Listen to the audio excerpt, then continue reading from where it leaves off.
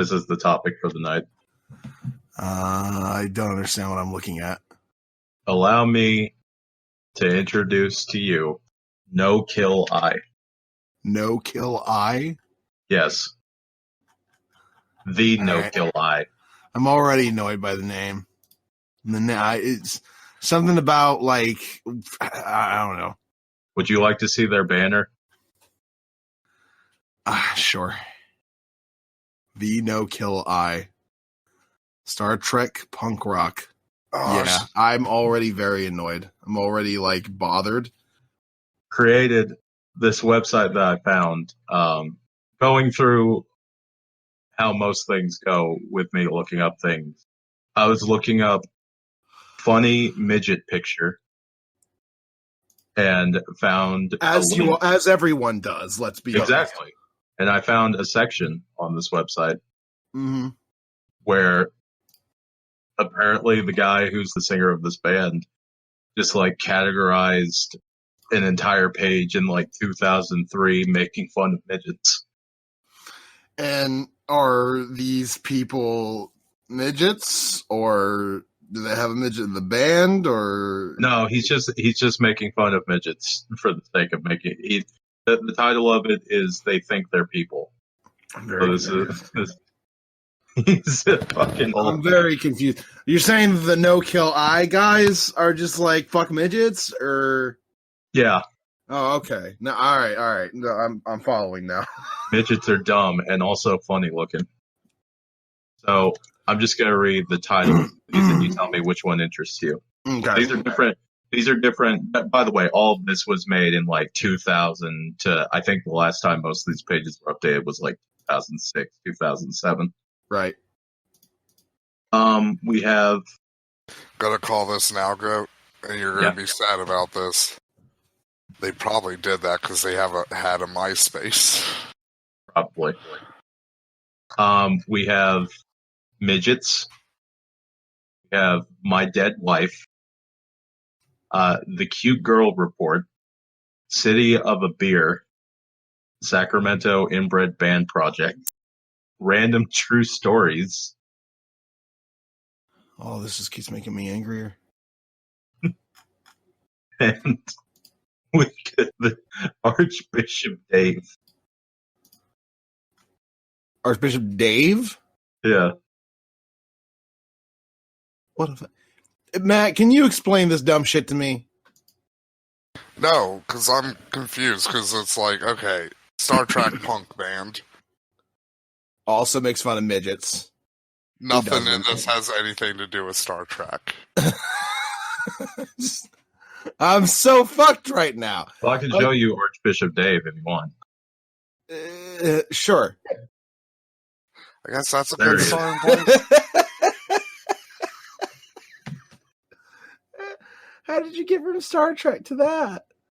I don't know. That's on his website. Made in December of 2000. For fuck's sake. I'm so...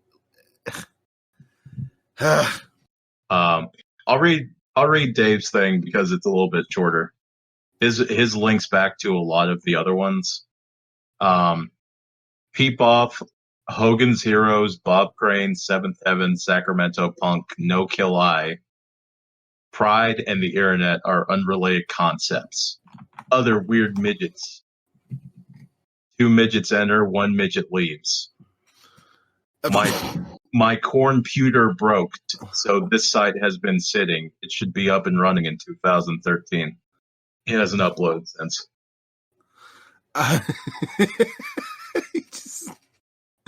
Do you think he just killed himself? Like, what? I mean, he's from the punk scene in the early 2000s, so like, there's a possibility. Unless they started doing like mall punk. Also, he randomly I saw him at the mall today. He just like linked a thing called select excerpts from a book Donna found in a thrift store. And reading from a book called 25 Good Reasons Why Men Should Marry, plus a marriage manual for husbands on how to treat a wife for intelligent men ages 21 to 100. It's a pretty big age gap there. Yeah. You know what? What was the one about the Sacramento inbred? Because I think that one might give us some more. Let me find it here.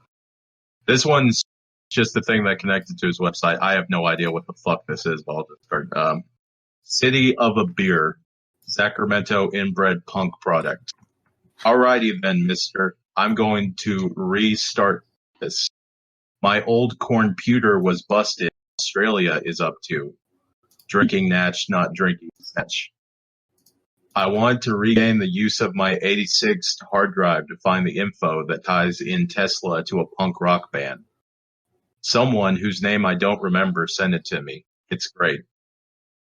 The coverage on bands past 2000 will be spotty at best. I'm occasionally out of country trying to ride a 250cc Ducati around the world as I can afford it.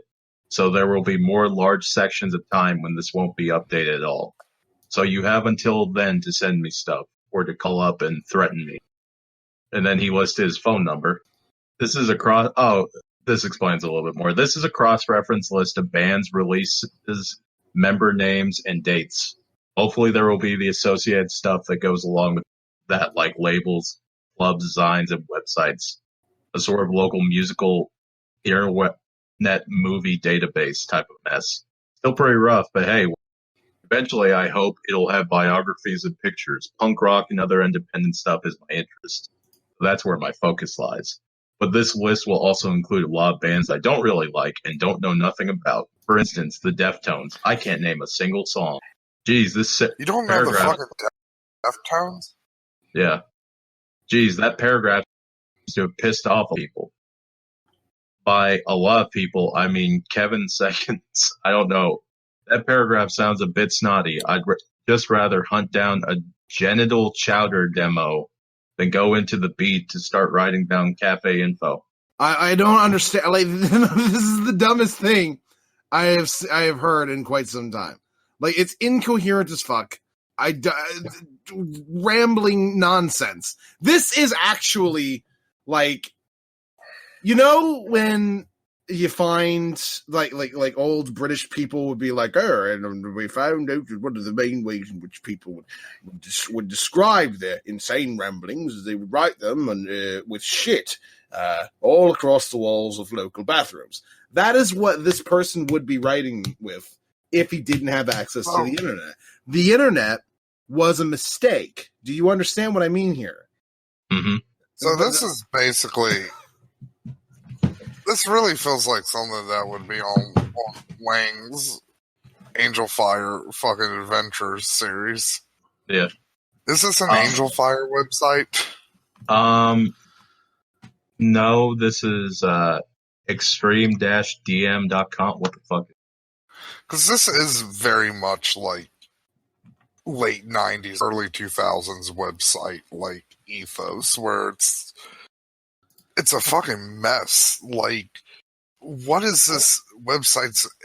You know what it really feels like? It feels like somebody who was like, I'm a huge fan of fucking Maddox and the best page in the universe. I'm going to do that. To go back to the... You guys want to hear more from the Star Trek punk band? Sure. These are various things. So let's go to the midget section. Let us hear the thoughts of these fucking insane people. So, he lists a few, like, midgets that he knows of, like Nelson De La Rosa. For anyone who doesn't know, that was the tiny little man from Dr. Moreau.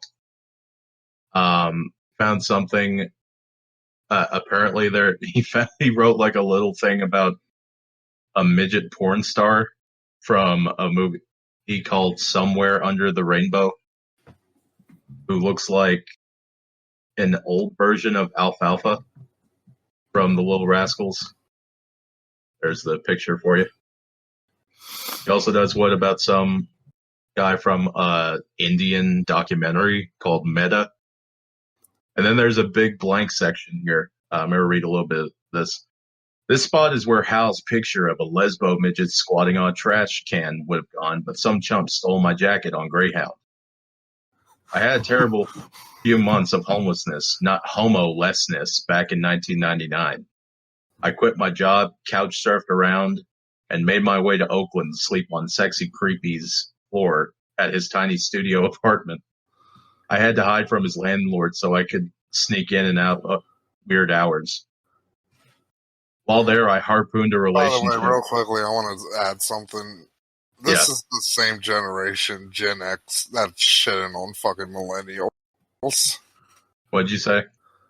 This is from someone of Gen X, Oh, yeah. right? And like they shit on millennials when they were doing the exact same fucking irresponsible dumb shit. The roommate, the most beautiful girl I've ever seen, who looked a lot like Julie Newmar, the hottest of the Catwomen from Batman. Oh no, is this going to go into a Max Landis place? She was also Eileen on the Star Trek episode number 32, Friday's Child. Realized that I loved the other girl and ended up kicking my ass, literally and figuratively. The figurative part hurt worse because bruises heal quickly, and the girl I loved became pissed, a bit bitter, I think, and started shooting smack. I missed her popularity at her family's house, but anyway, at this point, that hadn't happened yet.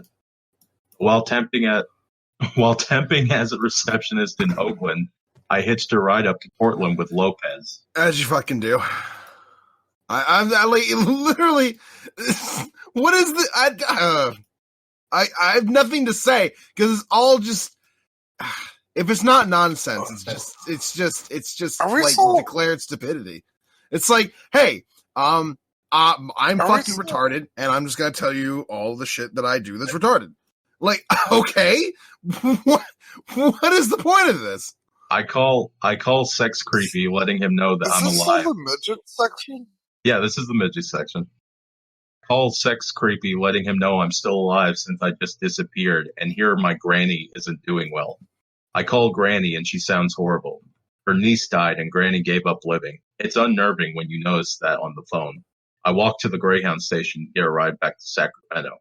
I missed the first bus by 8 seconds, so I'm stuck at the PDX bus station for 5 hours waiting for the next bus. The ride was horrible, like most Greyhound bus rides. At least the guy sitting next to me didn't hang himself, like when I rode out to Chicago. I got back to Sacramento. I realized I left my jacket on the bus, but the bus is gone. I can't get a hold of anyone I know, so I walked many, many blocks to Bill's house in the rain and sat on it. My granny was in the hospital. She starts the death rattle, which I always thought was a made-up-for-movies thing, but it's real. She hung on for a while, and I took my pop out to walk around the hospital. She died while he was out there with me. They'd been married for 60 years. He wanted to be with her when she died. So that's why the midget picture ain't here. All's well that ends well. It was a wonderful time. So was this? I don't know. Is this? The midget section still, by the way. Is this supposed to be funny? Like, I don't get it. I think so. True life midget story. This was sent in by my pal Lurch, a strapping young man who's like 6 foot something and looks like a guy you'd call Lurch. Important note: midgets may seem cool, but they are sensitive. Okay, so Deanne wants some movies, so I walk out to go pick them up. On my journey, I am at an intersection, waiting for the light to change, standing next to, you guessed it, a full-blown 100% midget. Here's the conversation. You know, one of those bored waiting for a signal to change, so you feel like you gotta talk to the person next to you once. Midget. You're pretty tall. Me. Yeah, you're pretty short. Pause. Midget. Well, I'm a midget. That explains it. Midget. Yes, out of nowhere, this is said with no real pause, also said kind of excited happily. I'm going to get a beer. Me. Okay. At this point, thinking maybe we all sort of on a similar wavelength, and this midget's kind of cool about his midgetness. So, do regular beers seem really, really big to you since you're a midget and all? Pause, during which time I think I fucked up. Midget. Fuck. Okay, sorry. Uncomfortable silence until the signal. Not since the days of fucking vaudeville and Who's on First has there been such witty comedic banter. Lundy, what do you think about this? I mean, I'm on the edge of my seat. It's funny to me because, Carl Pilkington was very interested in midgets. Like, they just fascinated him. But his fascination with them was born out of genuine, ignorance and, a desire to learn more about people who look weird, in accordance to him. Whereas this is just a guy going over and harassing a midget and hoping he'll be cool about it. You want to hear? It's just mean-spirited. You want to hear another public midget story? No. What are these public midget stories? Are these literally just like him just going over to fucking people and being like, "You're a midget"? Yeah. Fucking sucks, doesn't it? Can I throw some coins at you? I'll be right back. I'm so fucking confused right now. I dread going into the actual fucking story bit of this. If this is his midget stories, his real life stories are probably like, yeah, I raped my aunt. I mean, she was just kind of standing there and I was bored. So. Yeah, she took her sleeping pills and she didn't lock her door, so, I raped the bitch. As you do. That's punk rock. That's the definition of punk rock, folks. Right there. Yep. Sorry. Just raping a bitch. Specifically a female relative. My food was here. Sorry about that. That's fine. We were speculating on what other awfulness is probably contained within this. Again, noticing a huge lack of punk rock and Star Trek. Trek, yeah. There's not a lot of that. I mean, there was a reference of somebody who I guess was in a Star Trek episode at one point, but that's about it. That's about all we got. I want to say, fake nerd. This is another public midget story from Rob. So I saw this midget and I walked up and I'm just like, dude! And the midget's like, what? And I said, you're fucking short. And they're like, yeah. And I'm like, awesome. This guy's got it. He understands that he's short. I'm so fucking observant and funny and witty and cool. And then I punched him in the face because I was wondering whether or not he would turn into something else. I'm gonna send you the paragraph. So I saw this midget and I threw a mushroom at him to see if he'd grow. I'm gonna send it to you to read, Ludney, because I think it would be funny to hear you read it. What are you talking about? I just read it. That's what happens. This is a thing he got from a viewer. I'm just picturing this guy pulling a Jeff Jarrett and just smashing a midget with a fucking guitar. Like Jeff Jarrett did with fucking Beetlejuice. You sent it to me in private. Okay. I was waiting for it in the general, and I'm like, what the fuck? Where is it? The floor is yours. What voice should I use for this guy, since he's clearly a fucking moron? Do it like this, dude. Do it like that. Yeah, Steve-O voice it. Hey, dude, I'm Steve-O, dude. All right. So I thought I should drop you all a line about my new place of residence, Washington, D.C. In the neighborhood near my house, there's a grocery store that apparently employs 2 midgets to round up the shopping carts in the parking lot. One of them's white, one is black. Hence their local nicknames, Joe C. and Bushwick Bill. I don't. What? Joe C. was Kid Rock's midget. Yeah. And Bushwick Bill, I imagine, is a black midget that everyone knows about. Well, he died recently. He was from Ghetto Boys.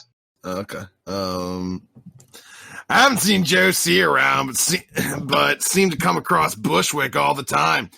I've been told Bushwick is pretty tough and robbed my roommate's ex-husband at gunpoint. I'll try to get more midget stories. This isn't a midget story. This is you just saying local midget sighting. That's this isn't a story. This isn't a story. I saw a couple midgets Like, Why isn't this on the cover of Weekly World News? Mythical creatures found in public day. so fucking. Oh, it's just so stupid. Keep reading. As of this point, I don't know any more than I told you, but I'll do some investigation work, especially since as of next week, I'll live much closer to the midgets. Change it all. I hope Bushwick fucking shot this asshole. Midgets in the mist. Bundy, continue. Oh, fucking hell.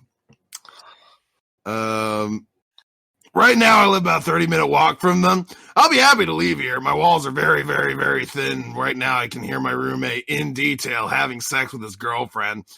It isn't nearly as bad as the other night when I could hear every word they were saying. She requested that he fuck me in the ass.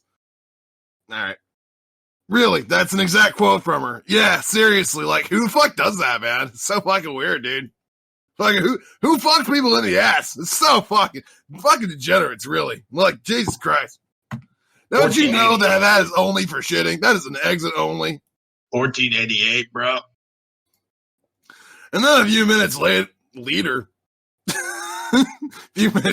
I heard, I told you not to put that much in.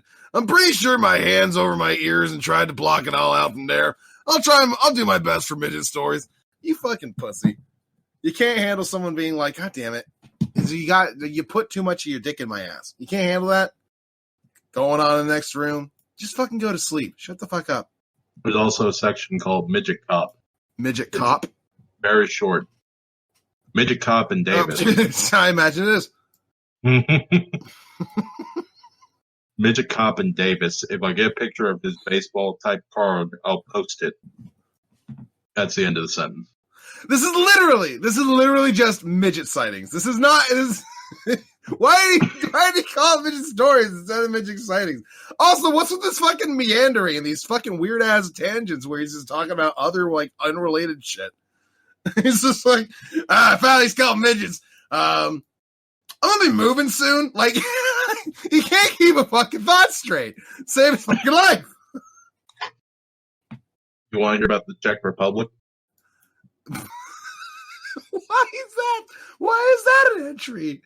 Why? Give me a second. It needs to load.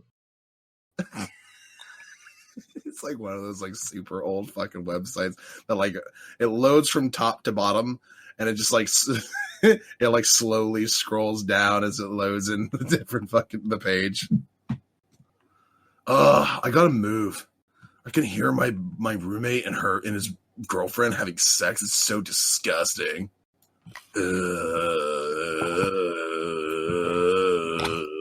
Listen to these fucking Puritans on the supposed punk rock website. You know. Like, Sid Vicious probably had sex with his fucking dead girlfriend right before he killed himself. That sounds about right. Sid and Nancy, a punk rock love story. Sid and Nancy does sound like if I can like slasher movie. I mean, with how that story ended, Lundy, like it was. Oh, thank God. Finally loaded. This is another viewer submitted midget sighting. Oh, it's viewer submitted. From Denise, who took the photo of me posing with my 45. Back when there was a Czech Republic. Oh, fuck, it's loading again. Hang on.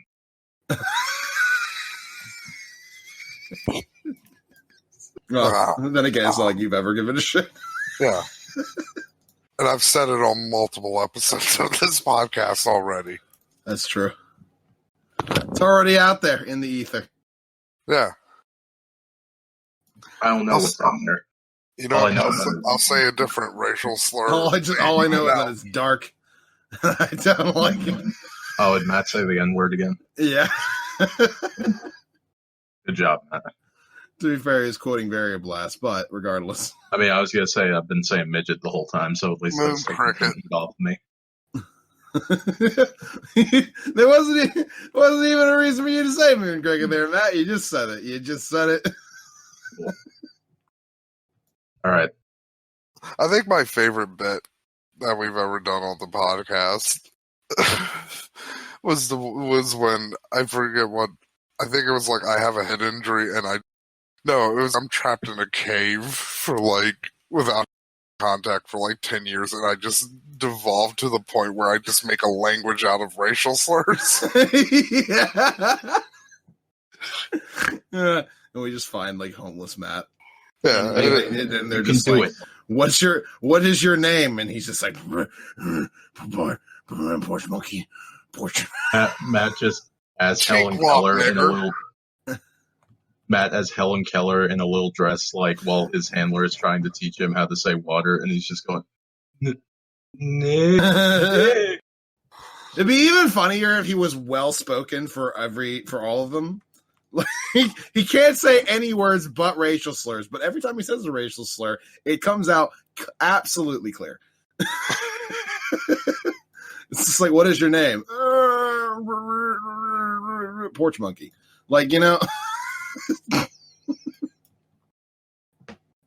We don't have to leave him out in the woods. He's learning. Kike. Fucking faggot. Best way to say faggot is nice and formal. Also, if anybody complains, I'll be like, you know what? I learned it from Destiny. Yeah, you're the new Bosch. He's an influential man. Destiny. So let's hear about forcing poor Matthew to say the N-word. How fucking dare he? By tainting his ears. I'm very impressionable.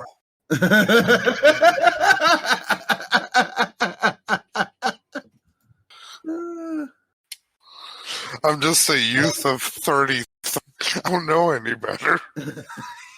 Well, let's read about the Czech Republic midget sighting. Okay.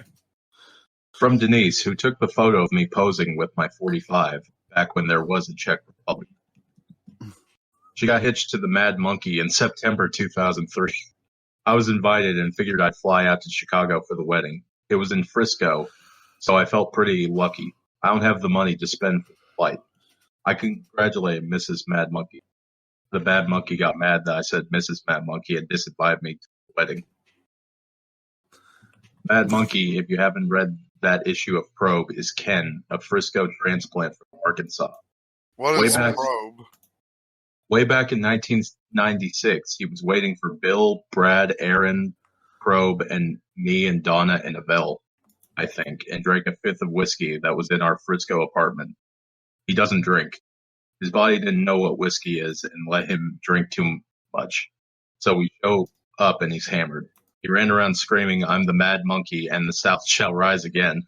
He pukes up in the kitchen sink and throws fistfuls of puke onto Aaron. Later, he passes out mumbling funny, crazy talk with his head in Donna's crotch. We call him Mad Monkey. He's my best friend, and I consider him a mentor. Yeah.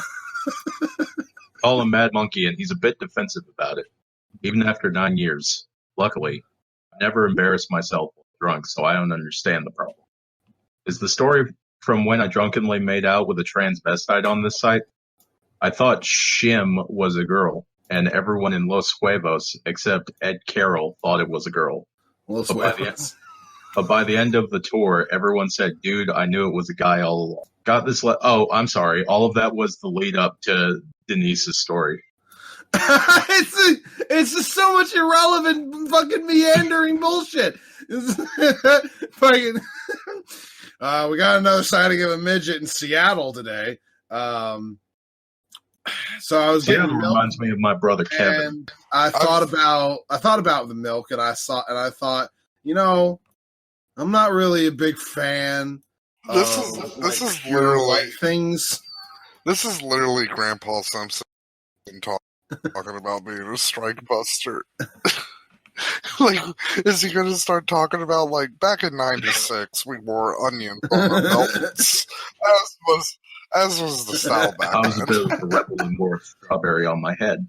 Now, you couldn't get yellow onions because of the war. I'm fairly certain this person is brain damaged. I'm not. I have literally heard dementia patients with more coherent strings of thought. So this is Denise's midget story. Got this letter from my limey ex-boyfriend. He's teaching English in Czech Republic now. Anyway, I guess one night him and friends got really drunk and went to some nightclub. There was some tiny 15-year-old girl there. Roger was so drunk that he became obsessed with her and would spin her around on the dance floor by her arms. This is a direct... He just picked her up and started throwing her around. This is a direct quote from his letter. Quote, by the end of the evening, I was swinging her round and round at arm's length at high speed, shouting, Triplasklika? For what? Triposlika. Must be a Czech word or some shit. It's apparently a Czech word for dwarf female. So he just picked... So let me get this straight. He picked up a child, swung her around violently, and then called her a slur. No, picked her up and did it while he was calling her a midget woman. That's definitely that. Yeah. This all checks out. Yeah. By the way, Mad Monkey is basically Matt. Can I just get a general agreement? Yeah. All right. Thank you. Why is it me? I could hold my liquor. Because you can hold your liquor to a point, Matt. Also, I'm not married. So, and if I had a nickname as cool as yeah, you're right. A Mad Monkey is superior to you. Fuck. You know what? I walked into that one. So, which do you want to hear next? You want? Oh, are we all done with the midget stories? Yeah, that's all of them. The only other thing it links to a midget rock band that the page is no longer available, unfortunately, which is a tragedy to the world. Oh dear God, me! How are we ever going to survive without a midget rock band? What you're saying is the link came up a little short. Yes. All right. Well, that's my time. Not fucking staying around after that bullshit. Fuck you, forever, and I hate you all. Wait, we got more. Wait a minute. Don't be a coward, Lundy. Listen. I know that you're in a lot of pain, but here's the good news. We got so much more. Yeah. This is not, Lundy, we haven't done the podcast in like 3 weeks. Come on. Humor me a little. You want to hear the cute girl report? My dead wife. Wait, okay, is the cute girl report literally just like fucking midget reporting, but like No. Well, do you want me to read? You want me to read the background for it? I saw this 9-year-old coming out of this elementary. A little background. Nah, this person's into grandmas. This is not. These were weekly reports written when I was getting my college boy degree. I'm currently pursuing a career as governor, which remains an excuse. I'm sorry. I'm currently pursuing a career as governor. Imagine this person getting up on a fucking podium and just being like, we need to lower taxes. Because here's the thing about taxes. My grandfather once told me, if you put a bunch of water in a bucket, then the drop doesn't make a difference. So, and then I thought to myself, you know what? This is extremely wise. Because my grandfather was wise. He only missed one of his eyes because he took care of the second one after the first one got hit with the cataracts. Like, Lundy, you need to add that to like your Twitch bio or Twitter bio or something. What, running for governor? Yeah. Identify as gov/a nerd.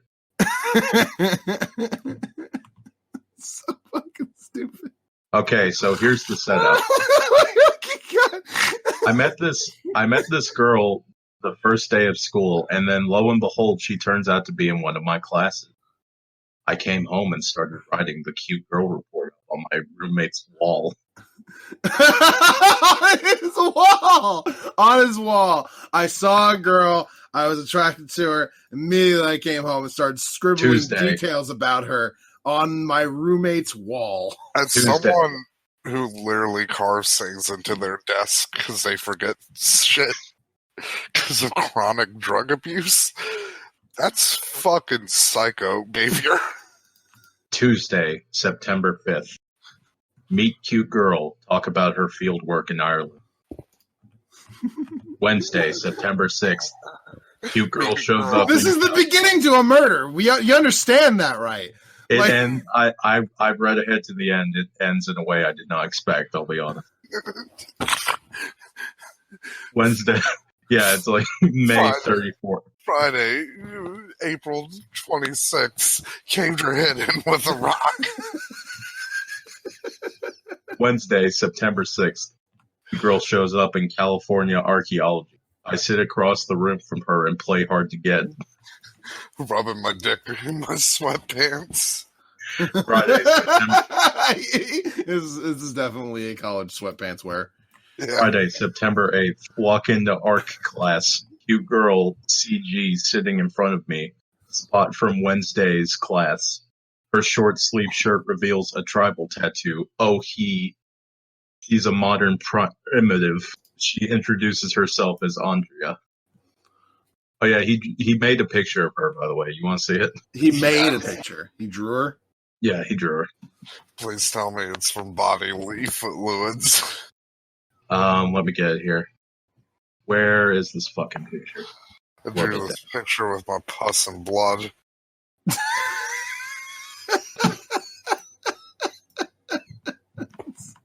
Monday, like fucking redheaded Daria. Monday, September 13th. I'm in class first, and CG sits next to me. She says, "So, where did you say you lived?" I tell her. She complains about the poor parking and asks if I take the bus. I tell her motorcycle. She says she takes the bus because parking sucks.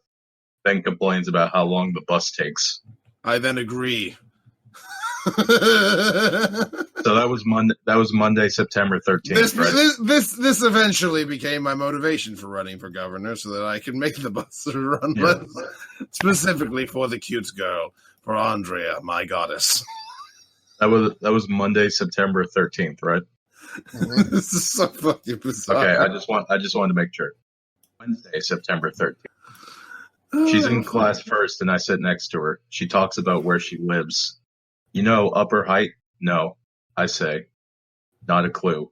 It's by the McDonald's, and I say, okay, now I know where.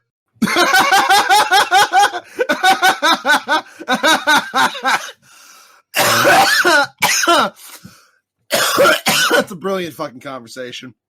Holy goddamn shit. Friday. Do you know where this is? No, it's over here. All right, now I'm aware of where it is. Friday. It's like he's a fucking robot, just fucking registering new information being put into his fucking database. For fuck's sake. Friday, September 15th. CG says, "Hi, Dave." He's already in the call. Oh, nice! She says, "Hi, Dave." Oh, it's like the fucking reverse. She complains about her arm, and I ask what the doctor's appointment was for. She had to get regular cortisone shots because she needs surgery. Her shoulder. Googled cortisone, decided that the inventor needed to be murdered. Her shoulder is fucked from the lack of power steering on her Honda CRX. This is every incel's diary. Further attempts to get her to talk did no good. She was busy reading. When she left, she said, "Have a nice weekend." Monday, September 18th. Walk out of bathroom at library. I did have a nice weekend. Monday, September. She is clearly a supernatural creature, which bestowed great luck upon me. For this weekend, I was walking down the street, and I found a $2 bill. $2 bills are things that only existed at a certain point in time. They were discontinued after the 1995 fucking power crisis of the $2 bills. I had a good weekend. It made it easier. It made it easier with her vagina in a pickle jar in my fridge.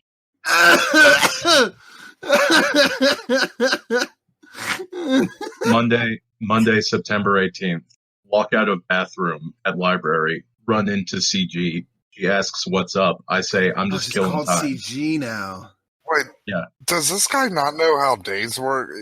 It was Monday, September 13th, and now it's Monday, September 18th. That's 3 days. That's 5 days. It's 15th to 18th. And they're both Monday, though. Yeah, he also said, no, he did say September 13th was Monday and Wednesday. What? What's the point of dates if you're just going to combine the dates? I don't know. Let's move on. I'm so fucking... You're afraid of what's going to happen, aren't you? She says she's making copies and asks if I want to go with. I say sure. I tell her I went kill to the see whores. It's the only way to escape the time loop of Monday.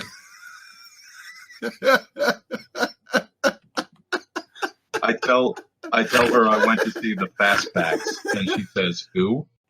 I start to tell her about the bar fight at the show at the night break. It's the most violent bar fight I've ever seen. A big old skinhead, 6'8", had started fucking with some white guy with dreadlocks. It's the most violent bar fight I've ever seen. I had never been harder, even when I first met her. Yeah. This guy is literally like every fucking 2-bit fucking I'm in a local band fucking jackass ever. He just thinks that like every individual thought he has is like fucking gold. I start to tell CG, and he's like, I'm a real rock star. He goes into the story about how like the white guy with dreadlocks, his girlfriend, like started fighting the guy, and everything was covered in blood. And then that leads up to, anyways, I start to tell CG, and she's totally unimpressed. She says, "Oh, yuck." And Good. I don't think she understood the beauty of violence and blood. I will teach her. I will teach her I'll teach her that when I rip her labia lips off with a pair of pliers. She buys a peach iced tea Snapple and Junior Mints that she shares with me. She tells me she wants to write her archaeology paper on shamanism and or peyote. Black. She's a second-year junior. She's Eastern European Jewish. And wears those Doc Martin clogs. I like how you just have a react, like you have an automatic. You have to read the word Jewish like that now. Well, it's because you don't have an option anymor. He wrote black before it, so I'm assuming he's uninterested. You could have specified that. Oh, and she has one of those backpack purses in addition to a regular backpack. Holy shit, you freaked me out a little bit where I'm just like, do you just have an inability to read the word Jewish without immediately going all crypto? You didn't tell me that you had the word black written in front of it. By the way, again, every incel journal, notice the second she doesn't like immediately go like, "Oh, this is a great story," this immediately turns on her.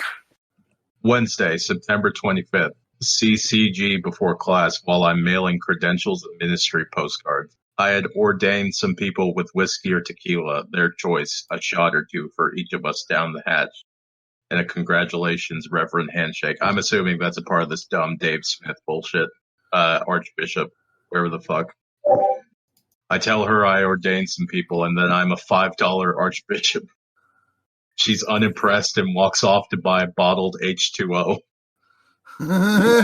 She walks off to buy like food and beverages a lot. With his stories, does he like ambush her at the food court? Like he's just like, hi. In class, she sees my tattoo of Crazy Cat and Ignatz and is unimpressed except by the color. Very little talking is done. Nothing has been accomplished thus far. I must move on to stage 3 of my plan. Friday, September 29th. CG complains about having a migraine last night. I ask her what she's doing and if she's hanging out with friends. Oh my god, I just realized CG stands for cute girl. Yeah. You just now realized that, Matt. You We part with generic see I'm you the Monday. biggest- I'm more mad at you now than I am at him. I'm sorry, Lundy. Don't hit me. I just don't understand how you could not figure that the fuck out. What is wrong with you? I thought CG was some dumb name.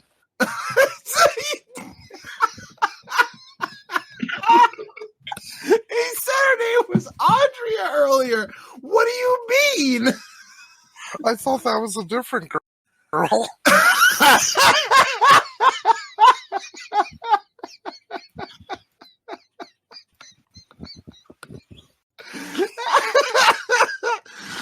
CG stands for Corpse Garage, where I'm going to put her later.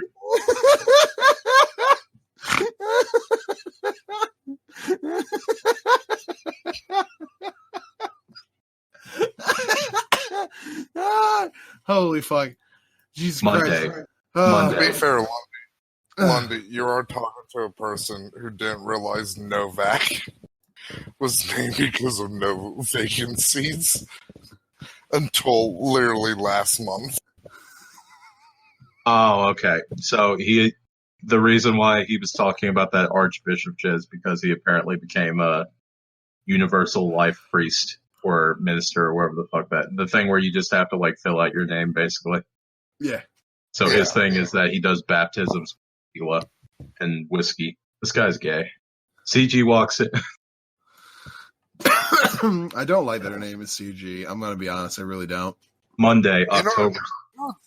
You know what's funny too with this guy? He's probably literally right now one of those like, I just want to grill. Monday, October 2nd. Nothing to report. Minor dialogue. No big deal. Wednesday, October 4th. Some conversation. God, the fact now that I know this is just about one girl is even more. This is even more psychotic and terrifying. Hey, get ready, Matt.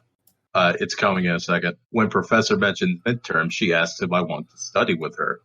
Friday, October 6th. CG walks in and I start to tell her about this really cool car wreck I saw last night.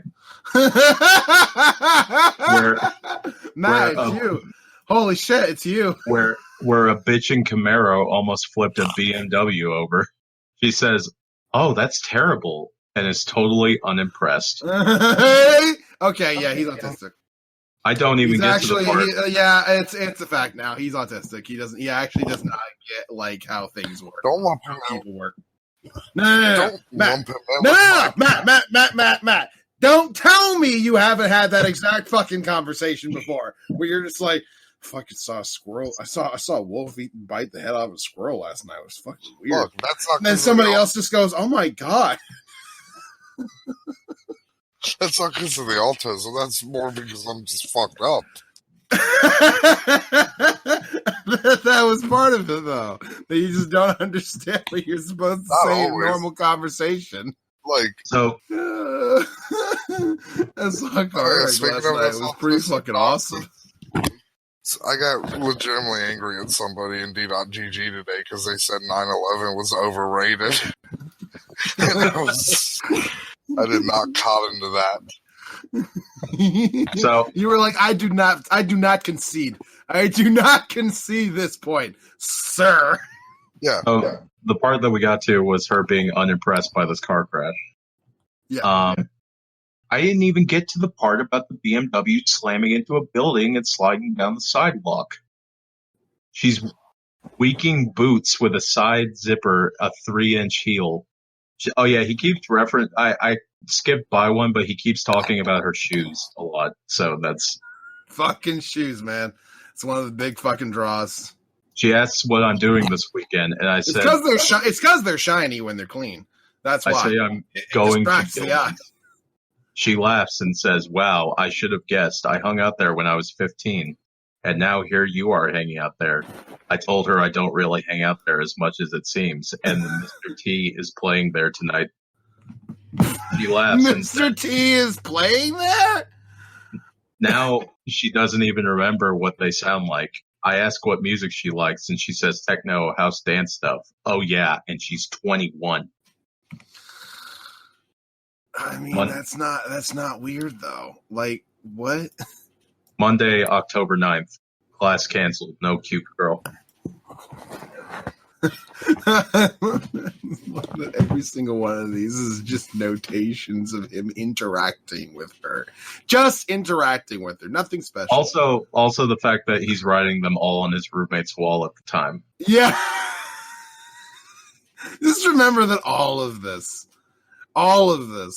This was written in some dorm. on someone's wall. Wednesday, October 11th. CG condescendingly. Do you think he wrote it with chalk or like a knife, or like and just engraved it? Do you think that's why these entries can sometimes be very short? Because he's just like, I'm getting tired carving all of this in here. Yeah. Wednesday, October 11th. CG condescendingly says, "So how was Gilman? Did you mosh with the 15-year-olds?" Oh boy, did I laugh. She complains of a stiff neck and talks about acing the physical anthro test. Lisa, the roommate. See, now I'm imagining him letting out a belly laugh. I'm imagining him just like letting out a laugh, going, and in his head he's just like, "I'm going to murder you. I'm going to tear out your throat."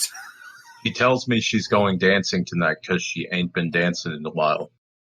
Says nothing about us studying together I'm further. gonna put your ass where your pussy is, and you can see where your ass is. Monday, October 16th. Fuck them both. Monday, October 16th. Nothing much to say. Just a general have a nice weekend. Are you going to Gilman type thing. Wednesday, October 18th. She complains about how hard the midterm's going to be. She gets my phone number from a study group and talks about how she's moving because she hates a roommate. I tell her there's 7 of us in my place. She says they're all punk rockers, right? I tell her close, but there's a hippie who smokes pot all the time. So far, it's been day of the week and day of the month. God, Like I wish you did save that recording. For like all of these entries, right? Yeah.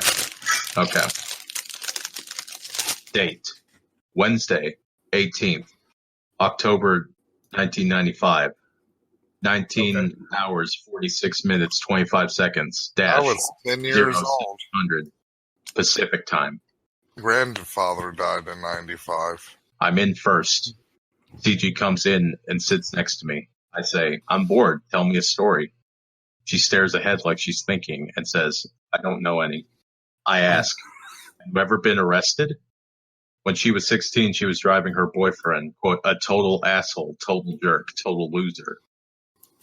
He ran into a music store, grabbed a guitar, came running out and hopped in the car. She drove off. Cops nailed him, cuffed him, and took him to the Hooskow. Hooskow. She had I'll get ready, Lundy. She had a shaved head, except a patch in the back, and Johnny Law asked if she was a Satanist. I told her about my misdemeanor conviction for discharging a firearm in a prohibited area and how the cop said he would kill us and no one would ever know. She says, "What a fucking asshole. I can't believe he said that." I didn't bother telling her I thought it was funny. Then I went on the attack. "So did you go raving this weekend?" She says, "Why, yes, I did. First time in a couple months." Geez, and I was being sarcastic.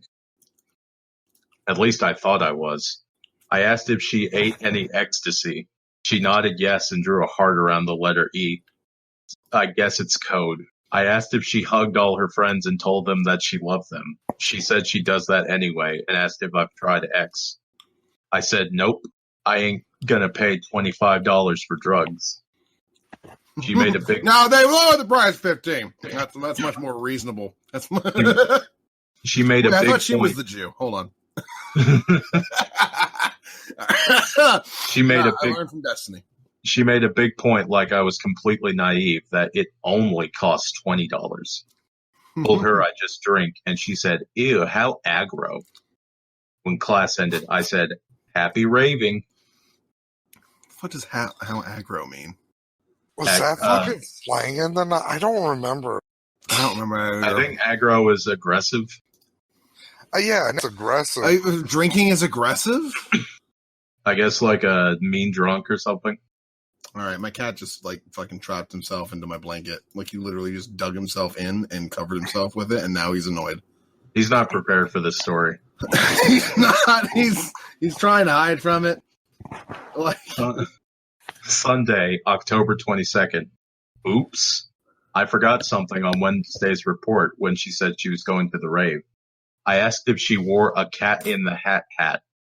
CG said, no, I'm not that kind of raver. Me. Aren't they required by law? CG getting a little testy. No. Yeah, it probably would have been better if I remembered to toss that part in. And at the right time. Oh well, now on to the Friday report. he escaped. All right. CG yells, Dave, hey Dave, as I'm walking to class. And I was wondering if she'd even talk to me.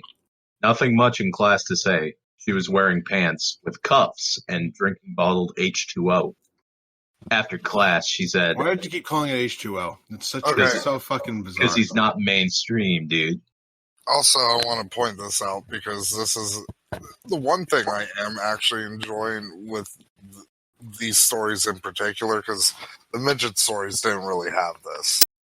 But this is these stories are like kind of a great time capsule of like 1995. You're gonna say that they're at least their stories, so it's something. Well, that There you too, go. but like, so the big reason he's making a big deal about the bottled H2O is because this was like when that stuff started to get like, you know, in stores and shit. Yeah, it wasn't really like a thing before then. Yeah, So like a bottled water came out and people were like, "Fucking bottled water? Who the fuck's gonna buy that? That's fucking retarded." No, fucking everybody. I just realized, should I start doing a voice for him? I feel like an actual punk voice from the 90s. I'm noticing that this is his hold on. After class, she said, "What a little punk thing are you doing this weekend, Gilman?" Me. I'm going to Idaho to get some piranha. CG. Idaho? What else are you going to do there? Me. What do you mean, what else? It's Idaho. There ain't no reason to go to Idaho. Except to get piranha, apparently. CG. You are so punk rock. Have fun. Anyway, speaking of Idaho, we left Friday night after seeing the Yamos at Gilman. Anyway, speaking of Idaho, I saw a bird. Idaho banned the importation of piranha this summer when they found out that rivers and lakes didn't get cold enough to kill them. So yeah, we drove to Idaho for nothing. Ate a lot of jerky, though Bill spent $15 on jerky at one gas station, including a 3-foot beef stick. I hope Bill died of a heroin overdose. Well, that's just Monday, October 23rd. The CG walked into class and asked how Idaho was. I told her Idaho quit selling piranha this summer, so it was kind of a wasted trip, except it was still fun. I told her how we just ate jerky and free casino drinks. Told me how the martini was invented in Frisco. I started to tell her more, but she didn't seem interested. So she'll live her whole life without hearing the deer story. She said I was weird for going to Idaho, and we set up a date to study with Jen, who sits in front of us. It'd be a 3-way study session. He wrote, by the way. She's moving to a place without a stove, sparking a class discussion on microwaves versus hot plates. That is all. End of transmission. I like the fact that they're fucking like none of these interactions with CG seem to be pleasant. Like I don't know, they're always like just like antagonizing each other. Like she's all being sarcastic and patronizing and saying, "Go fuck yourself." Like, Well, Lundy, don't you want to hear about the dead deer story? no, I don't. Hey, this kid's kind of gory towards the end. I don't know if all you want to read a vile story, but if you don't want to, stop after the jerky. Also, can I just ask a question? What the fuck does it mean to be punk rock anymore? This was the 90s. Like, even then, like, what does that mean? It means What are you gonna do that's punk this weekend? I don't fucking know. Why isn't smoking pot punk? That's my question. Well, one thing, this was probably around the start of the straight edge movement. so. I mean, obviously, this guy's not straight edge because he drinks. But, like... And she takes ecstasy, so... Well, she's into, like, house music, so... Yeah, that makes sense. So the first couple paragraphs of the Deer story are just him reiterating his jerky bullshit. But then he actually gets to the meat of this.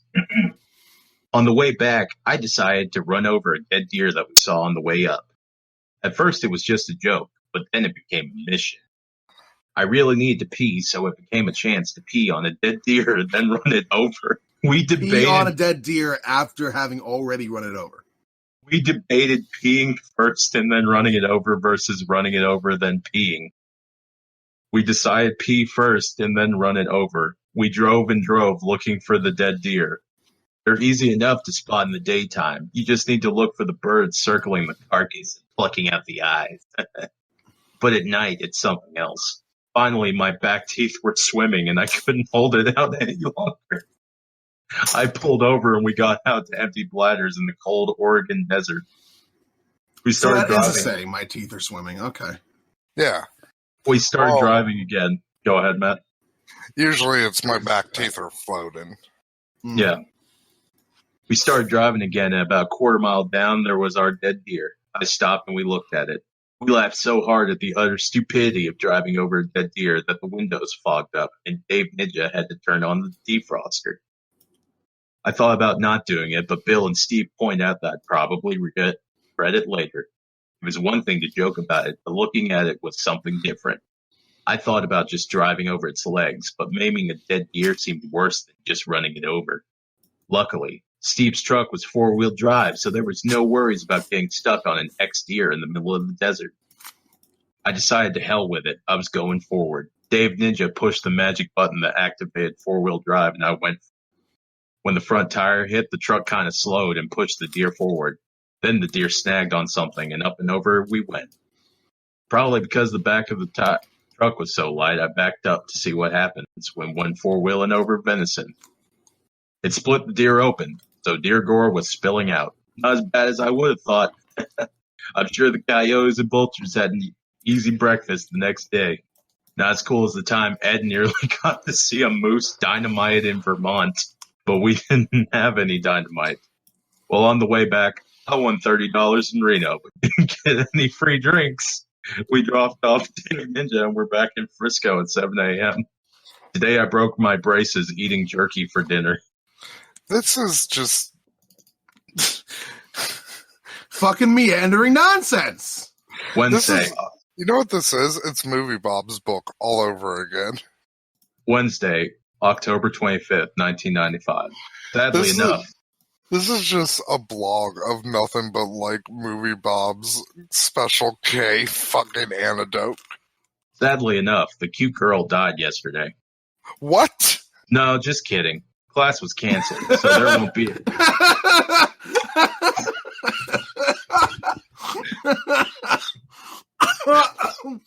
Oh, man, he got you good. He did.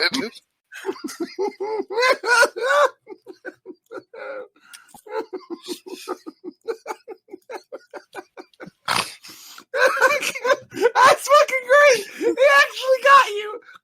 Oh my fucking god.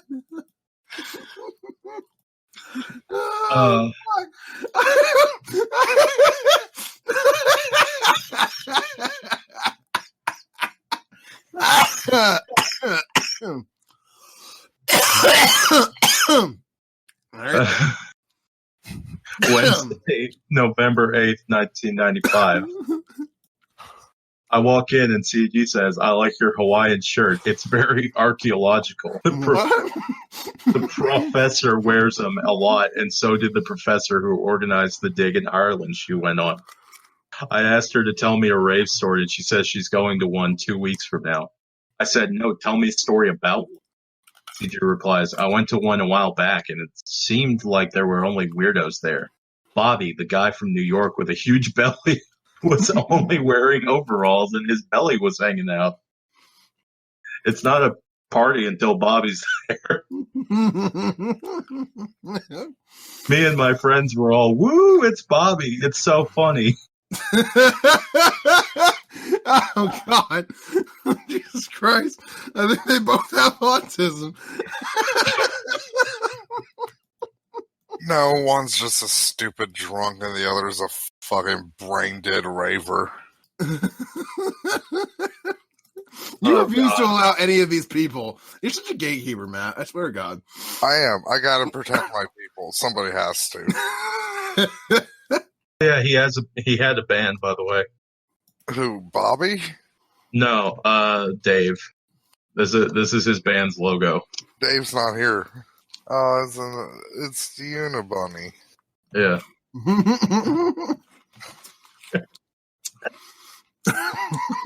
Isn't it cool, Matt? Isn't it, Lundy? Isn't this fucking punk rock? Incredibly so. It's all fucking cool. It's not like that mainstream shit, man. I mean, look at these guys. They're fucking rad as Listen, shit. as soon as you put on the bunny ears, you're basically the best person who's ever existed. So did they intentionally take the shittiest pictures they could? Maybe. Probably. All things considered, Matt, I would not put it past them to actually think that it's a good. It's punk rock to take shitty pictures. So I skipped a little bit to December, where he started doing new updates. Tuesdays, December 12th, 1995. Okay, yeah, it's been a while. Do you think anybody religiously followed this back in 95? Oh God. Well, he does occasionally get messages or emails from people who are like, "This is awesome, dude. Good luck with your search," and bullshit like that. Because he'll post them in between.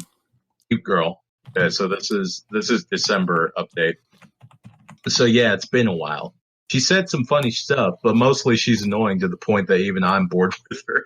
Here's the notes I jotted down in class. No dates. I've gotten sloppy. Wednesday, I go on attack and ask endless stupid rave questions. I tell her I want to go for a master's thesis on rave culture. I keep asking about Cat in the Hat hats and bell bottoms and X until she seems like she's getting pretty bugged. But then she tells me about going to a record store and how they had a room chock full of rave hats and how she thought of me immediately. For some reason, I was insulted to think my name could be associated with rave hats in any manner. Oh, stop fucking asking about them, dipshit. Sunday. Drove down Hike twice looking for her and Bill and looking for her with Bill and Tim.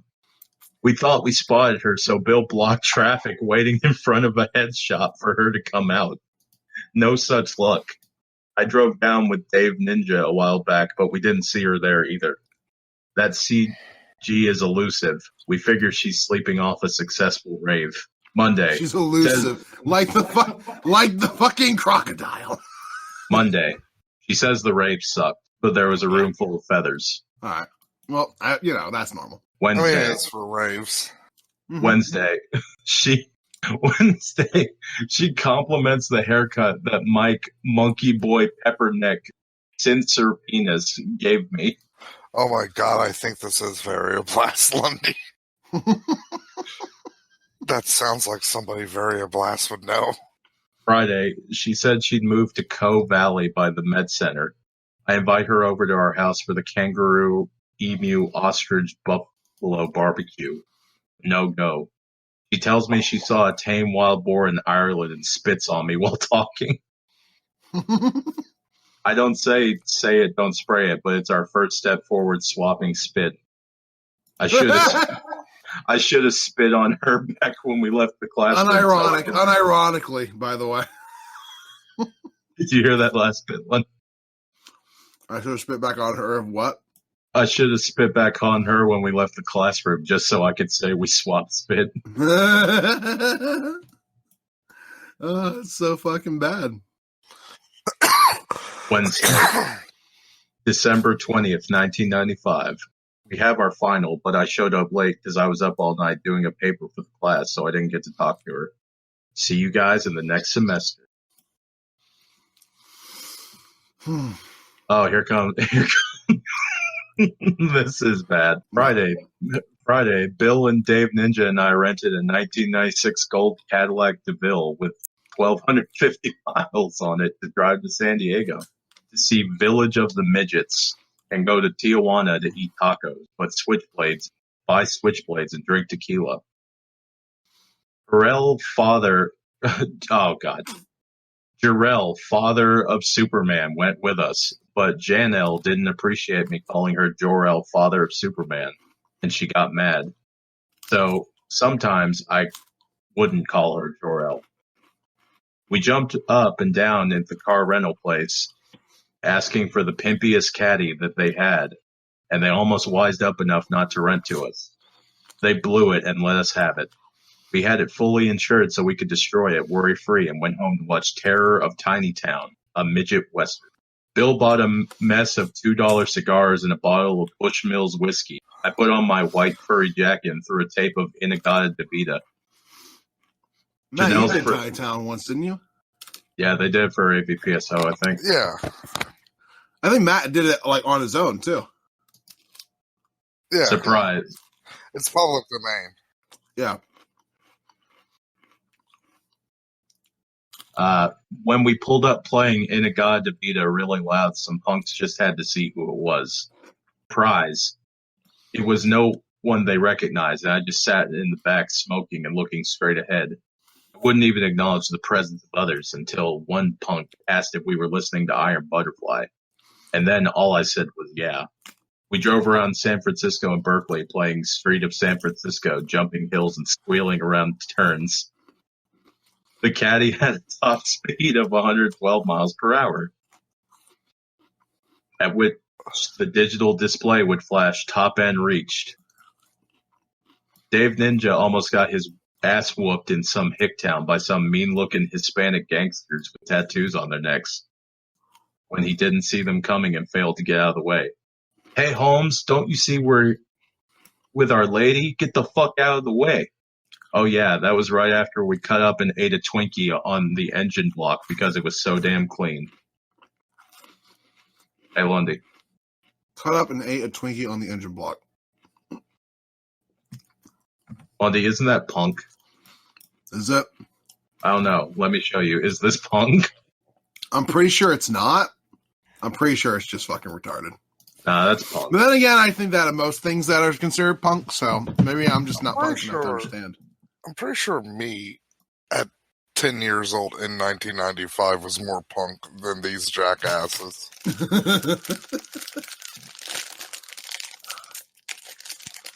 Like, I was fucking committing arson, public defecation. You were very counterculture, that's for certain. Bite people a lot. The biting was definitely a big thing. All right, it's fine. We got this ready here. Date, Monday 5th, February 1996. I was late for class, so I didn't get to sit next to CG. I sat next to a punk rock girl. CG sat next to me in lab and asked if I had an extra helmet so I could ride her home. I didn't, but no biggie. She complained about the weekend's rave being like totally lame, and I told her the cockfight was a washout. Oh yeah, by the way, he runs cockfights. Oh, he runs them. Yeah. Oh. Oddly enough, she wasn't too interested in the cockfight. I wonder why. I wouldn't get into that here because this ain't the cockfight report. There's also another thing for the cockfight report. I imagine there is. I asked her if the rave sucked on account of bad smart drinks going around, but that wasn't worthy of a reply from her. I told her I was going to do a class project on rave so I could follow her around and write down everything she did. She wasn't too amused. Then she started whining about the rock lab because we were expected to figure out what based on a piss poor identification chart. Yeah, it was impossible, but no reason to get your panties in an uproar. Monday, February 12th. I hate this guy the more we go. Well, this is where a turn is going to happen. Really hope he's dead. Monday, February 12th, 1996. The phone rings and Donna, the crazy slut from Nirvana City, answers. Hey, Dave, there's some chick on the phone for you. She sounds pretty cute. Little did she know it was the cute girl. CG called to remind me to bring a helmet to use on her when I rode her. Gotta keep the head covered. I'm in a class first and CG walks in. She goes through giant heeled clog-looking things and her cuffs are cut off her pants. She's wearing a black low-cut shirt thingy and a yellow and black coat. I don't think she has freckles, but I forgot to check. I asked if she went to any raves this week. Counters with none. How many punk rock shows did you go to? Okay, she got me there. I went to Maker's Friday, Chump Slap, at Gilman, and then to Davis for the Yamos, then to Sacto for the Bananas, all on Saturday. I don't like these names. For the Bananas, is he gay? Huh? He said for the Bananas, is he gay? That's a punk band name. I think it's just for dicks. Oh, boy. Degenerated to her complaining about the people she saw wearing vinyl pants and asked if I ever wore any vinyl pants. Sadly, I have not. She asked if I have ever had leopard print hair, but I haven't. Her natural hair color is brown. Purple hair at age 14, blue flat top at 15, then black from 15 through 18, ending with red hair. I wrote down her hair information in my class notes and thought about telling her I was really going. I was really going to write about her. I don't. She rubs her legs on the desk, complains, and bends over to look after her leg, which is injured. I didn't grab the opportunity to check out her cleavage plane because I started laughing and didn't want her to think I was laughing at her hooters. Oh yeah, when I told her about the booze consumed, she asked when my birthday was. I said March 14th. Were gonna get me. She looked at me and said Pisces and nodded like I was telling her stuff she already knew. I asked, were you gonna get me about 5 more times, but she wouldn't answer. As part of the cute girl sign, I want. So I called her a cunt and kicked her in the fucking. Yeah, I smacked her in the face and raped her. Right then and there.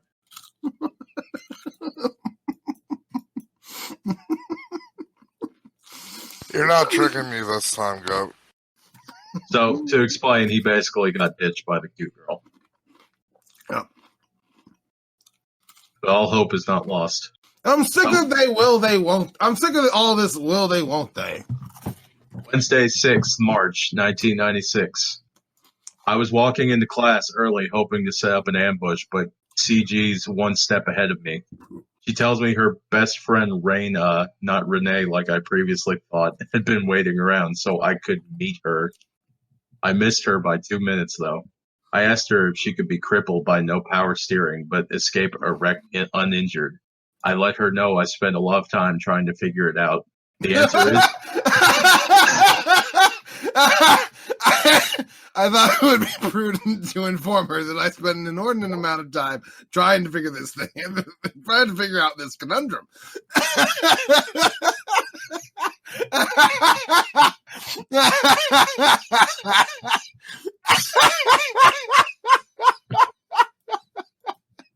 Monday, March 11th. I thought her I once stayed up until 4 o'clock in the morning making a graph. As though it was a blueprint to figure out a way to simulate this whole scenario. One of these simulations involved a helicopter. I immediately had to scrap it. As who am I going to rent a helicopter from?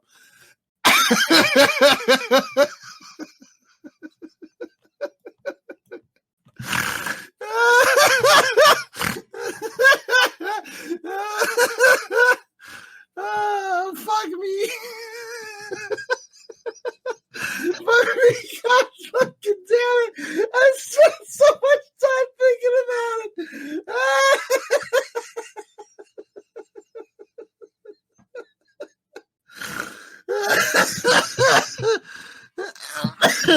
Are you telling me this guy's not cool, Lundy? Oh, fuck. Oh, shit. That's fucking great. Are you telling me that's the coolest thing ever. I was about to say, don't you dare say this man is uncool. I would never. Wednesday. Not after you just go up to a girl and you're like, do you think you can get crippled by power stealing, get thrown out the car, and still survive? I've thought about this a lot. Holy shit. Wednesday, April 24th, 1996.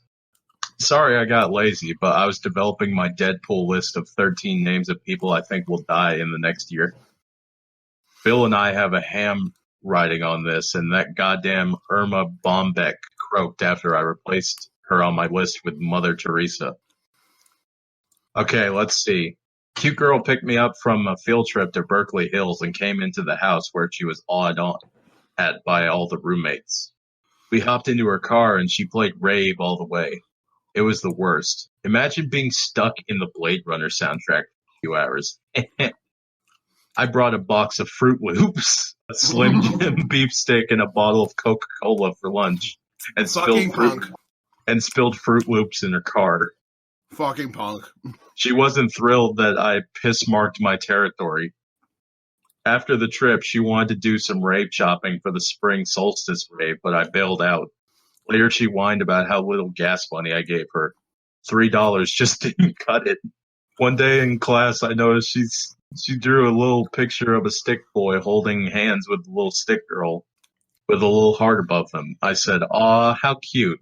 And I thought she was going to swing. She looked like she was going to move, but didn't. I ain't never seen her so mad. We went on another field trip to Point Reyes. What you don't understand about these two is that they have a backstory, and they both just did a murder, and she did a murder, and he covered it up for her. Okay, You're right. And that was a realization that is true love. And that's the most punk love that you could possibly have. It's not cute. It's morbid, but cool. You're right. CJ got a job at Institute of Human Origins across the street from Gilman Street Punk Rock Club. Maybe I mentioned this. I don't remember. I'm getting sloppy. Anyways, Donald Johansson runs the place, the geek which found Lucy, so he's kind of a big wig. And CG mentions Don a lot, surprisingly not in a kiss-ass, but she did show me an autographed copy of a recent National Geographic article on him. So yeah, blah, blah, blah, this is falling apart. Gee, who would have thunk a bi-weekly stalking report would get old? I think what happened was she annoyed me so much on the first field trip that my tolerance level has been built up. I'll try to get a lot of the rest of this weekend and start a fresh one on Monday. And now, the final month. Oh no. I guess it's they won't. I guess that's the answer. They won't. Wednesday, 1st May, 1996. Yesterday, April 30th. Kristen was the first person on the CG list who actually saw the CG. I was walking over to give some computer geek a birthday present, and I saw CG. I stopped. Oh, fuck. I stopped to Tard Talk. I've got a pretty heavy retainer-based speech impediment. But Kirsten, not realizing the stalking importance of who I was talking to, blew it and didn't walk over. Mayday. CG was sitting on her royal ass, so I flopped down next to her and started with the rock star stuff. She ate up the Little Bunnies and Rolling Stone thing. Oh my god, his band was in Rolling Stone magazine. Well, now he's made it. Little Bunnies was in Rolling Stone. I'm so confused as to how that happened. That's weird. And now I think she's going to write off me being irritating to just me being zany and madcap in the hopes that if I'm ever famous, she can name drop Dave Smith, just like Tim Armstrong. Maybe I can work at a rave version of Little Bunnies so we can conquer the rave scene. Andy Seabubble asked what the tie-in with ravers and neo-pagan summer solstice rituals. She denied any knowledge, even after I reminded her of her spring rave. This is Monday, sorry. Today I walk into class looking for a fight, but CG won't put out. She went to 3 raves this weekend, tying her old record. I tried to goad her, but no good. She developed immunity to the low levels of irritation that I can put out during class. In fact, she asked me out for drinks. So I got me a CG threesome on Wednesday with her little friend Raina, menage a rave chick. I told her I'd be extra obnoxious since she's letting me out of my cage to meet her little friend for some drinky poos. She asked if I got drunk every night, so if anyone wants to go drink with the CG down here in Frisco town, I'll be posting more info as I get in. This person's an absolute piece of shit. I hate him. I hate everything about him. He's not funny. He abuses animals. If you're not funny, honestly, you might as well just be Hitler. As far as I'm concerned, you gotta at least be fucking funny. Intentionally, too. That's why I get the pass. I know, exactly. Let's see what we got here. That's why Matt can never be a bad person, because he's funny. Oh, here we go. Bonus star section, because the CG report has been pretty dismal. So he's trying to lighten the mood a little bit, guys. He's going to tell us about this person's star. Oh, please tell me this is going to be a suicide letter. That Star is a crazy naked dancer who hangs out with us a lot. In fact, dropping her off at work was what made us late to the hipster bar. Bill drank a gallon of milk in an hour to see if it could be done. He finished it, but puked it all back up on the floor of his room so everybody could watch. I like how he phrases that like it was like no, it was intentional. He puked up in his room specifically so that everybody could just sit there and watch and enjoy. Again, when people say YouTube made people dumber, people were doing the milk challenge for like 5 assholes back in 1996. Star decides she needs more booze, but no one wanted to walk across the street to the liquor store with her. She says, if someone doesn't go with me, I'm going to piss right here on Bill's floor. Bill jumped up and said he'd go, but Star said, too late. She dropped her pants around her ankles and pissed on the spot Bill had just cleaned the puke from. A lot of piss. Lots and lots of piss. Later, she pissed on the front steps to the house. After a couple days ago, we were at Good Guys, and it was pretty crowded, as it is often. Star was wearing a dress this time, so she only had to spread her legs a little before she let go in front of the computer display. Is she just like pissing like literally everywhere? She's just like, this is my thing. I piss everywhere. I guess. I piss on everything. This weekend, this is what makes this right here. This is what makes me punk. I piss on everything. Like this a fucking weekend, dog. This weekend, Star is being flown to Seattle so she can fuck a fat guy in the ass with her strap on. She's getting $400 for that one. She's bringing her skink lizard because it's never been out of San Francisco and it would probably enjoy the trip to Seattle. It's Friday and I'm drunk. What a surprise. Nothing to do with that damn raver. It's just me saying I went and saw the chick with the hole in her neck. I touched a bullet hole today. It was cool. We brought her brick shot malt liquor and drank some stuff. Shit, I gotta go talk cockfighting with Bill and Brad. I like to think he's still writing all of this on a wall. Last class, and I say, hey, I'm gonna really be annoying, and she says, yeah, whatever. I'm gonna miss not having you in classes anymore. Then nothing. It was review, and I sold out the CG report to pay attention in class. Fuck the man that which makes me pay attention in class. How dare you make me pay attention in class, you fucking fascists. Other news, I traded my ration of graduation tickets for my weight in beers. 7 cases, 140 pounds. I'm on beer numero 2 right now. I also started my alcohol diet where I ain't eating no food that which ain't coming in a bottle of booze in it.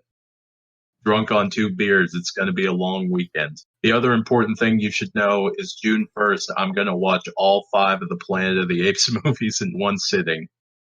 One sitting means, of course, one sitting. I ain't going to get up. I'll be trying to drink a case of beer and I'm just going to eat pork rind. I'll be wearing a pair of Depends. When I said one sitting, that's what I meant, damn it. I ain't gonna move until the movies are over. That's when I get up to see the lizards and Boris the Sprinkler at Gilman. If anybody wants to stop by and see my beer-drinking ape watching in action, feel free to knock yourself out. If you want to join me, consider this an open invite. And now I'm gonna go feed pigeons whiskey soaked in rice to get them drunk. Hopefully they'll attack pedestrians and fly into cars. I can do all this. I got a useless degree and those fucking English majors are always snapped up the jobs, waiting tables and washing dishes. It's time for the final update. I have a right to abuse animals. Fuck people. That's right. June 4th, 1996. I watched all 5 of the 8 movies wearing Depend. Hold on, I should probably show a picture. My apologies. There we go. How dare you not show a picture ahead of time? You fucking... Eating pork rinds and drinking lots of beer. My roommate Devin joined me for the first 2, but he drank root beer because he's a straight-edge vegan. He not only pissed himself, he said it was just so natural while he was peeing that it just slipped out. After that, he took a shower and didn't really stick around much. No one else would join me, and yes, I did change Depends after filling them with my own urine. The first such instance occurred not in the first movie, but out for 1 in the second movie. The first was the hardest because 26 years of conditioning not to piss myself was hard to overcome. But I had to do so. I had to train myself to rebel against my natural instincts.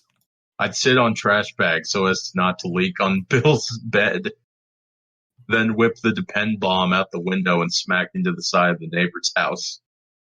Surprisingly, there was no leakage. I didn't even get a special extra padded overnighters. I did cheat on... Surprisingly, the next morning, I was not, in fact, murdered. I did cheat on the vow not to get up, though. There was a car wreck outside, so we all ran out to gawk. Me wearing nothing but Depends, they were dry. I struck a few tasteful poses at the scene, and then Tim gave me a piggyback ride running around the cars caught in traffic at the scene. We stuck my diaper... These people are actually gay. We stuck my diapered butt in a couple cars unfortunate enough to have their windows down, including a minivan with a family whose dad I almost sat on. I stepped on broken glass and bled on the stairs to the house. Then it was back inside for more ape fun. I passed out for a bit, 20 minutes according to Donna, and whilst I was out, some guy off the street came in with a bag of hard rolls, quote unquote, for the guy in the diaper. Other highlights include a pork rind fight and an anchovy pizza fight. After the movies, I was still ambulatory, and we went and saw Hickey. They were good. The moral of the story, even with a coupon, ends cost $12. I'm sad that we lost this time after 9/11. This kind of innocence. Yeah. Well, this is literally the only thing that anybody gave a shit about. Oh, they have a picture of them in the Cadillac. Hang on, let me get this here. There you go. I'm guessing this is Brad and Dave. Just drinking and smoking, driving down the road. Cracking a couple cold ones with the bros. This is punk rock. Very, very punk rock. Yeah. This is Dave, apparently. Okay. He looks lame. I don't know. How dare you? Just speaking. Oh, truth. holy shit. Wow, okay. I don't know why. There was a part of me that actually thought that it was something where they were fighting each other with chicken heads on or something. But no, they're just actually like showing pictures of chickens ripping. Holy shit. Christ almighty. The last picture on the cockfighting report is them burying a chicken. Imagine just like being the type of person who just does something like that and just thinks it's like, whatever, who cares. This was the real counterculture. Conservatism. Yeah. I mean, technically, I don't know. I'm still wondering, like, what any of this has to do with Star Trek. Fucking nothing. The reason they did Star Trek is because by this point, old Star Trek was like considered like lame by people, and they're like, yeah, well, that makes it cool now. Or it's probably like What's the least punk thing we can think of? So I'm pretty sure no one here like wants to hear another long fucking thing like that. I do have like a short little thing of a story. These are from the true story files that he fucking had on his website. Would anyone here like to hear the story of Hatchet Face? Yeah, sure. Wonder, are you okay with it? Sure. Tell me about Hatchet Face. What's he like? What's that big boy like? It starts with, Jesus, I'm an asshole.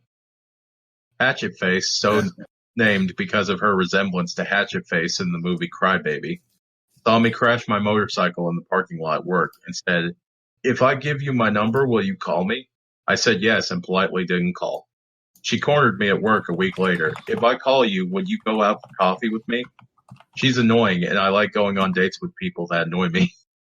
I've got some loose wires in my head, I think. You could say I'm twisted. I have that part, but I'm honest. She picks me up. "Hi, what's your sign?" Really, her mouth was off and running. She never shut up. She'd ask questions and then continue talking without waiting for an answer. We ended skipping the coffee and went drinking at a cafe in front of a theater. She drank something lame. I drank bottles of Guinness. Ben-Hur was playing, so I asked if she wanted to see it. Hit a bar and drank whiskey sours while waiting for it to start. Then we bought a bottle of vodka to drink in the theater. Quotes I picked out from the nonstop wall of sound coming from the hole in her face. "Are you racist? I used to live with skinheads. Then one day they all got drunk and joined the army. Then I had to find a new place to live." I just lose guys and they all got drunk and they just left and went to fucking Iraq. "I'm a dominatrix. Does that scare you? Most guys are scared when they find that out. Are you scared? Do you beat women? Because if you do, this date's over. I won't date guys that beat women. Oh, fucking brave. The father of my child is in a band. He's really cool, even though he doesn't see his child often. Yeah, that's cool, Dad. Would you be willing to have sex with me? I'm not saying I even want to have sex with you. Would you be willing? I'm not saying I even want to have sex with you because I don't, but I'm wondering if maybe I want to if you would. Do you want to? I don't normally talk this much, but you're making me nervous because you aren't talking. Oh, God. Now I'm just fucking imagining Dave as like this fucking quiet little fucking psychopath just sitting there staring at her as she just keeps like talking to him and asking him questions and shit. He's not even answering. She just moves on to the next question. She's so fucking, she's like scared for her life. So she's just like, please fucking say something, God damn it. She had to pay for my ticket because I drank up all my money. Hatchet Face bought a Sprite to mix with the vodka. The soda jerk set it down on the counter and she said, "Hey, get that." Normally I would have, but since she was a dominatrix and all, I said no. She did try to turn dominatrix. If you're a dominatrix, that means that in order to rebel against culture, I need to say no to dominatrixes. She tried her stern dominatrix act. I'm a goddamn contrarian. "Pick that up." I said, "Nope." "You don't pick that up, it'll stay there because I'm not getting it." "That's fine by me. I don't need a mixer." She went back and picked up the Sprite.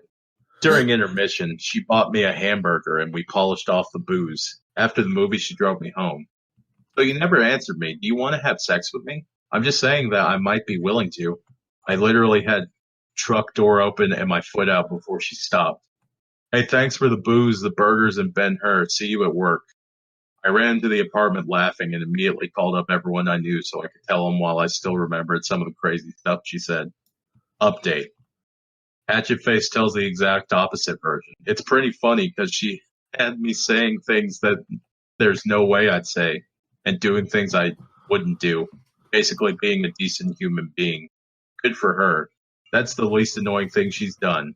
Unlike getting drunk at a show a couple months ago and repeatedly grabbing my crotch, even though I tried to hide from her. Tried to hide from her. Yeah. Christ. Dave's a cool dude. Dave is like real. Gotta be honest. He seems, I don't know, he seems to have like an issue with like women. I don't know why. This is the whole CG fucking scenario. Fucking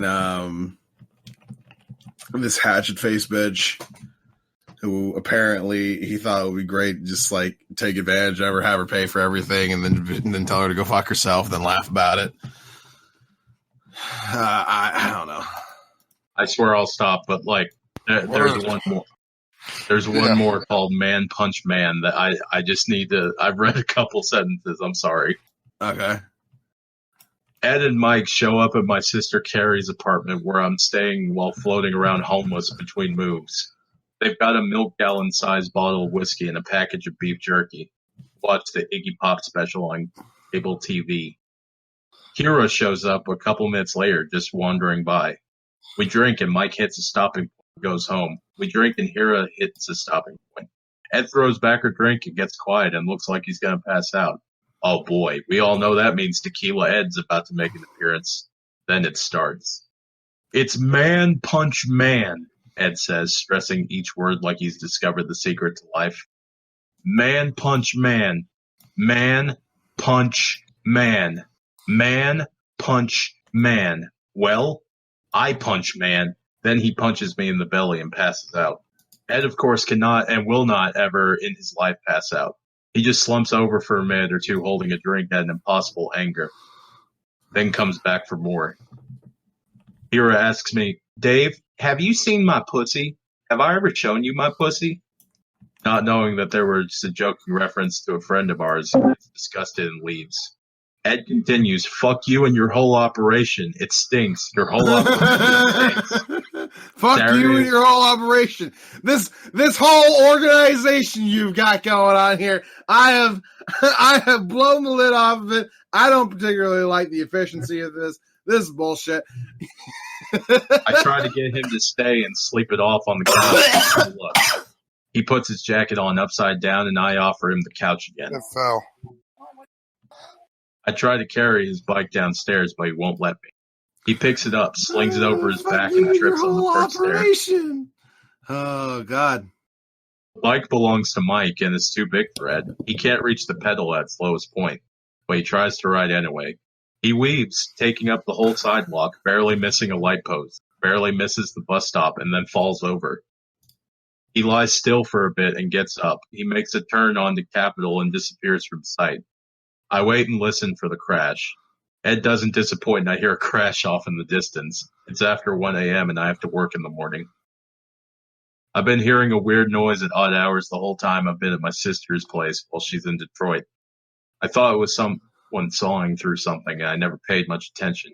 Yesterday, I figured out it's the fat chick upstairs having sex. She just makes weird noises. Last night, she humped all night long. It started around 1:30 and went until 5:30. I was pretty impressed that they all night, and those crazy weird noises were making me laugh. Carrie called up this morning, and I told her about it. She says the fat chick's room is above her roommate's room in the back of the apartment. I thought it was coming from above me. Man, that fat chick is loud.